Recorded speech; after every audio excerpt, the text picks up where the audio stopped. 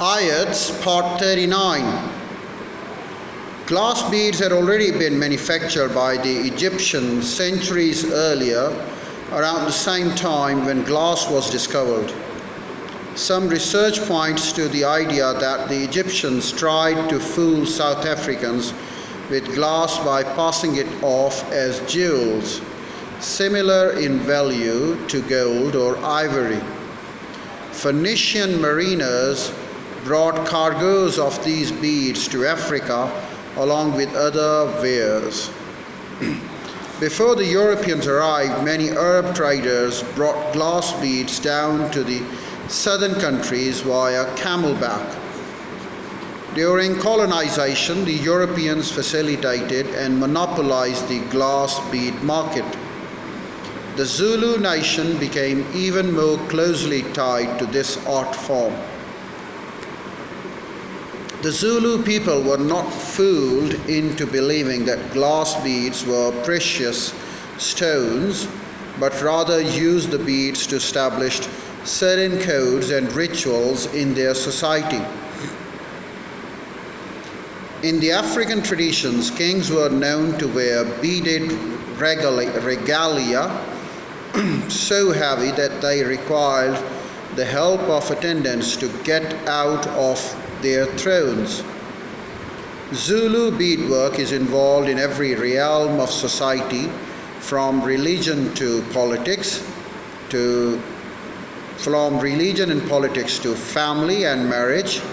Among the Zulu women, the craft of beadwork is used as an educational tool as well as a source of recreation and fashion.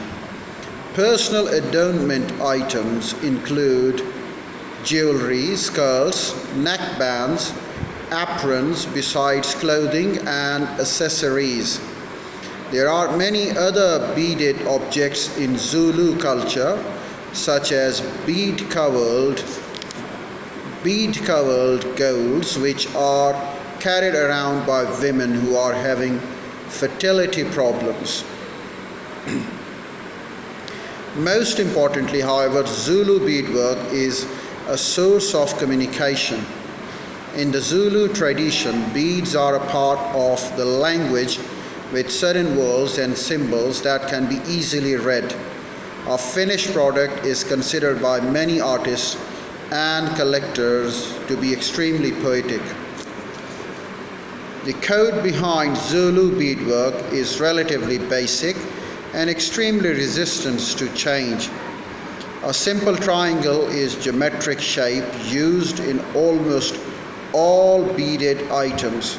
A triangle with the apex pointing downward signifies an unmarried man, while one with the tip pointing upward is worn by an unmarried woman.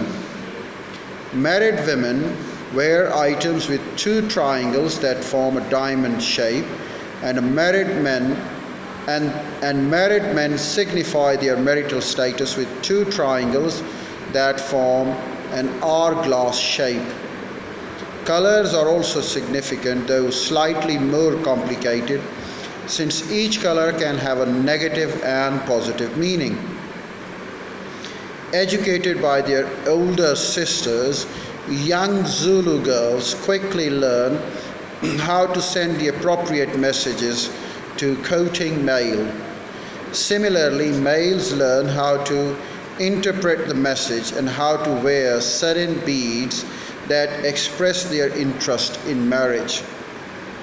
The codes of the beads are so strong that cultural analysis fear that the beadwork tradition could prevent the Zulu people from progressing technologically and economically.